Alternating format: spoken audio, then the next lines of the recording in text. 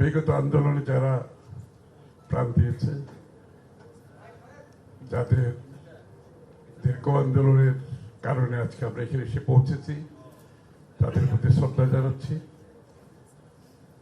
জানাচ্ছি বেগম খালেদা জিয়ার প্রতি, যার সর্বত্যাগ ব্যতীত আমরা শক্তি অর্জন করতে পারতাম না।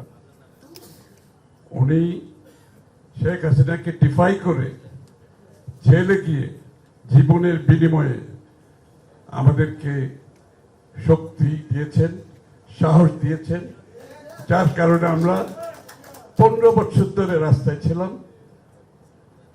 আমাদের শত শত নেতা কর্মী প্রাণ দিয়েছে, গুম হয়েছে, খুন হয়েছে।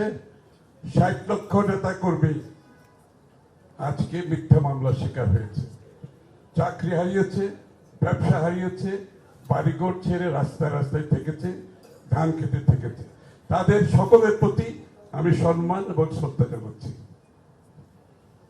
আজকের বিষয় যেটা অত্যন্ত অনেকে বলছেন ভারী বিষয়, বিষয়টি ভারী এই জন্য এটা নিয়ে আমরা এনাফ নিজেদের মধ্যে কোনো সময় কোনো কনভারসেশনে যাইনি। It's like elephant in the room, it's an elephant in the room. কেউ ডিসকাস করছে না, সাহস করে কথাগুলো বলছে না। এমন একটা বিষয় থেকে আমরা দূরে সরিয়ে রেখেছি সবসময়, অ্যাজ ইফ এমন একটা স্পর্শকাতর, এটা কথা বলা যাবে না। তো আজকে দেশে একটা ভালো পরিবেশ সৃষ্টি হয়েছে। আমি অত্যন্ত আনন্দিত এই বিষয়টি আপনাদের সামনে নিয়ে এসেছেন আজকে, এবং এইটা কিন্তু ডেমোক্রেটিক ওভারসাইট যেটা বলা হয় অনেকগুলো বিষয়ের মধ্যে, এই বিষয়ের উপর ডেমোক্রেটিক ওভারসাইট দরকার আছে, সার্বক্ষণিকভাবে ডেমোক্রেটিক ওভারসাইট দরকার আছে। সেটা কনভারসেশনের মাধ্যমে হোক, সেটা পার্লামেন্টের মধ্যে হোক। Parliament also must have oversight. একটা দেশের ন্যাশনাল জিওপলিটিক্স কি হবে, আমার সিকিউরিটি কি হবে, এটা অত্যন্ত গুরুত্বপূর্ণ। দ্বিতীয় বিষয়টি হচ্ছে, প্রত্যেকটি দেশে আপনারা দেখবেন ন্যাশনাল সিকিউরিটি এবং ফরেন পলিসির ব্যাপারে একটা ব্রডার কনসেনসাস আছে, একটা ব্রডার কনসেনসাস আছে প্রত্যেকটি দেশে। সরকারি দল, বিরোধী দল, অন্যান্য দল যারা আছে, তারা দেশের স্বার্থে, দেশের সিকিউরিটির স্বার্থে, দেশের পররাষ্ট্রনীতির স্বার্থে একটা ব্রডার কনসেনসাসের মাধ্যমে তারা কাজ করে। নট যে তাদের মধ্যে কোনো ডিফারেন্স নেই, ডিফারেন্স থাকবে, বাট একটা ব্রডার কনসেনসাস থাকে। বাংলাদেশে সেটা আমরা করতে পারিনি। আমাদের ফরেন পলিসি, সিকিউরিটি ইস্যুর উপর আমরা সেটা করতে পারিনি। I think it's about time যে আমরা এই বিষয়ে একটা জাতীয় ঐক্যমত অন্তত ব্রডার ইস্যুতে আমরা করতে পারি কিনা, এটা আমাদের আলোচনা করা দরকার।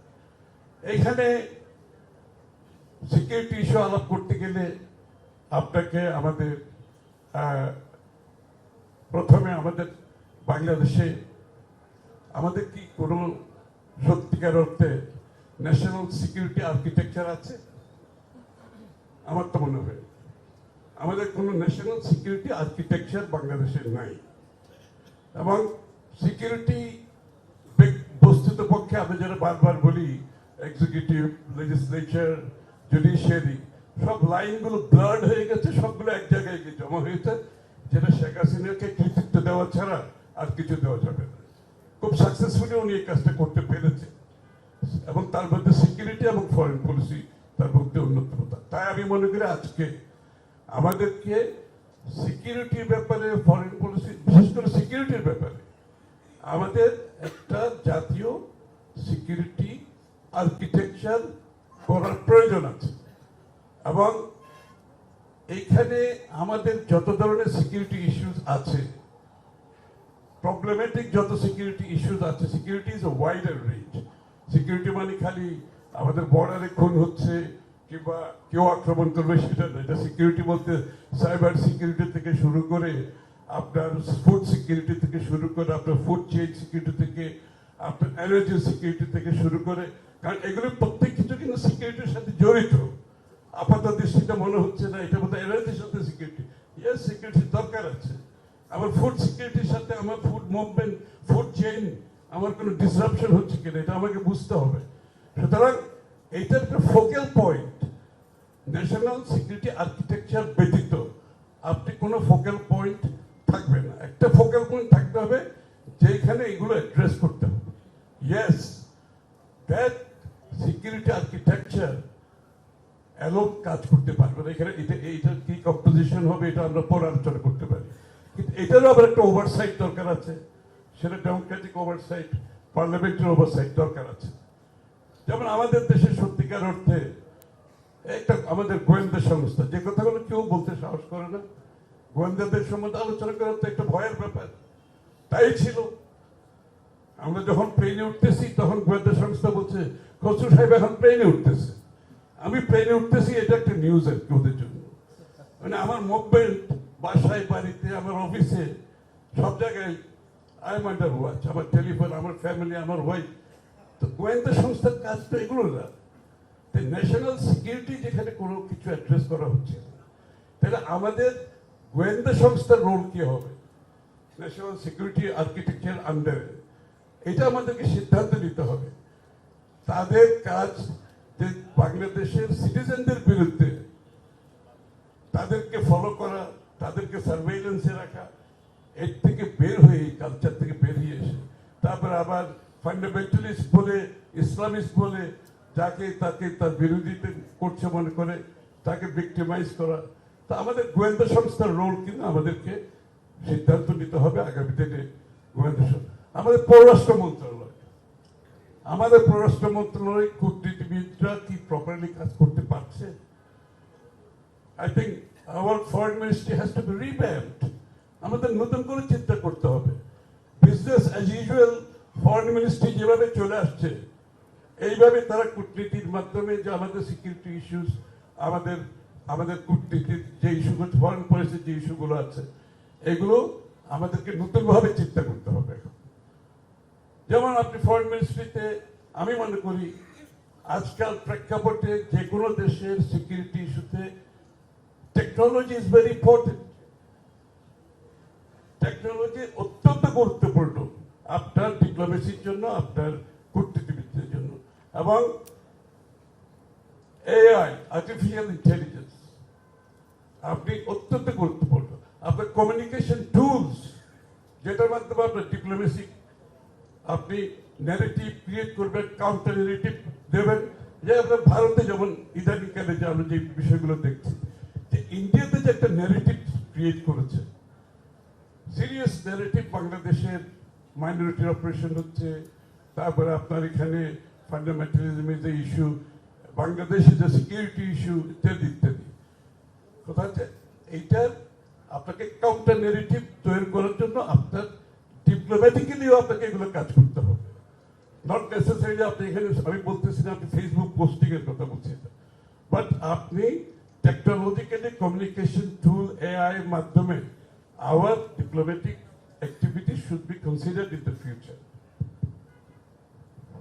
তারপরে হচ্ছে আপনার আজকে আমাদের যে কারেন্ট প্রেক্ষাপটটা আছে গ্লোবালি, এখানে আমাদের অত্যন্ত গুরুত্বপূর্ণ হচ্ছে আমাদের কয়েকটি ইস্যু। আমাদের ডিপ্লোমেসিতে, ইকোনমিক ডিপ্লোমেসি অনেক বেশি আনতে হবে। সারা দুনিয়াতে কমপ্লেইন, ইনভেস্টাররা কমপ্লেইন করে, আপনার ট্রেডাররা কমপ্লেইন করে, সবাই কমপ্লেইন করে যে এমবেসি ইজ ইনক্যাপেবল, এমবেসি কোনো সার্ভিস দিতে পারছে না ওদেরকে। বাট আমরা দেখতেছি আমাদের দেশে যারা ডিপ্লোম্যাটিক যারা আছে ঢাকাতে, তাদের কিন্তু প্রথম প্রায়োরিটি দেখতেছি তাদের দেশের বিজনেস ডেভেলপমেন্ট, তাদের ইনভেস্টমেন্টের ব্যাপার, তাদের ডেভেলপমেন্ট প্রজেক্টে তারা কোথায় কি কোন কাজটা করবে, এইগুলোতে আমাদেরকে আগামী দিনে ইস্যুর মধ্যে কর্নারস্টোন, আমাদের ডিপ্লোমেসির cornerstone should be also economic diplomacy. এটা আমাদেরকে মাথায় রাখতে হবে।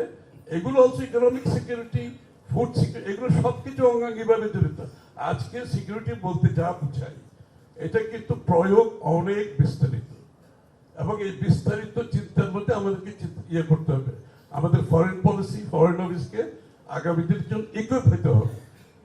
তারপর আসেন যে কমপ্লেক্স, আমাদের বাংলাদেশের যে অবস্থানের পরিপ্রেক্ষিতে যে কমপ্লেক্স একটা আপনার সিকিউরিটি সিচুয়েশন দাঁড়াচ্ছে, এটা কিন্তু অত্যন্ত গুরুত্বপূর্ণ।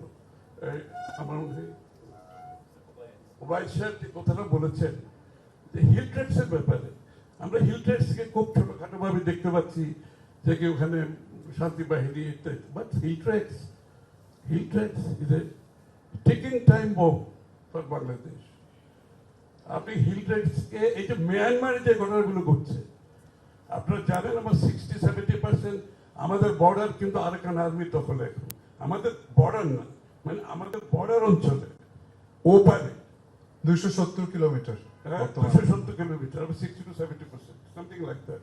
270 কিলোমিটার আরাকান আর্মি অলরেডি এখানে আসছে। ওখানে কিন্তু মিয়ানমার গভর্নমেন্টের আর্মি নাই কিন্তু। এবং আরাকান আর্মিকে আমরা অনেকে মনে করতাম এরা বোধহয়, যেহেতু সরকার মিয়ানমার গভর্নমেন্টের বিরুদ্ধে লড়ছে, এটা বোধহয় রোহিঙ্গাদের জন্য বোধহয় এরা কমপ্লিটলি মিস্টেকেন। আরাকান আর্মি রোহিঙ্গাদের বাংলাদেশ বাঙালি বিদ্বেষী এবং ইসলামোফোবিক যদি কিছু হয়ে থাকে, it is the Arakan Army. They are the most Bangladesh বিদ্বেষী, দে আর ইসলামোফোবিক। এগুলো বহুদিন ধরে চলছে, যে কারণে এই যে যারা আগে আসছে আমাদের দেশে, এরপরও কিন্তু 50-60 হাজার রেফিউজি কিন্তু ক্রস করেছে। This is because of Arakan army. Arakan army pressure এবং তারা ডিপ্রেশনের কারণে অ্যানাদার আরো 1 লক্ষ ওয়েট করতেছে হয়তো আসার জন্য।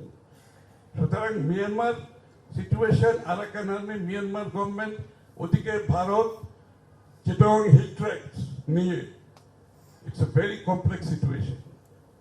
আমাদেরকে মিয়ানমার ওই অঞ্চলের চট্টগ্রাম হিল ট্রেডস নিয়ে, ওই অঞ্চলকে নিয়ে আমাদেরকে নতুন করে ভাবতে হবে। আমাদের পলিসি রিভিউ করতে হবে। আমাদেরকে অ্যাকর্ডিংলি আমাদেরকে ডিপ্লোম্যাটিক্যালি বলেন, ডিটারেন্ট ক্রিয়েট করেন, আগে ডিপ্লোম্যাটিক্যালি করেন। আমাদের যাদেরকে এম্পাওয়ার করা দরকার, আমি নাম বলছি না, তাদেরকে এম্পাওয়ার করতে হবে আপনাকে। এবং Bangladesh army should be ready for 21st century battlefield. I'm sorry to say this, because আমি কথাটা বলছি দুঃখের সাথে। আমাদের প্রত্যেকটা প্রতিষ্ঠান যেভাবে বাংলাদেশে ধ্বংস হয়েছে, কোন প্রতিষ্ঠান তো বাকি নেই। সুতরাং Bangladesh army should be equipped, ready all round for 21st century battlefield. আমাদেরকে রেডি থাকতে হবে। আমার মনে হয় আমি আর বেশি দীর্ঘায়িত করতে চাই। অশেষ ধন্যবাদ স্যার। Thank you.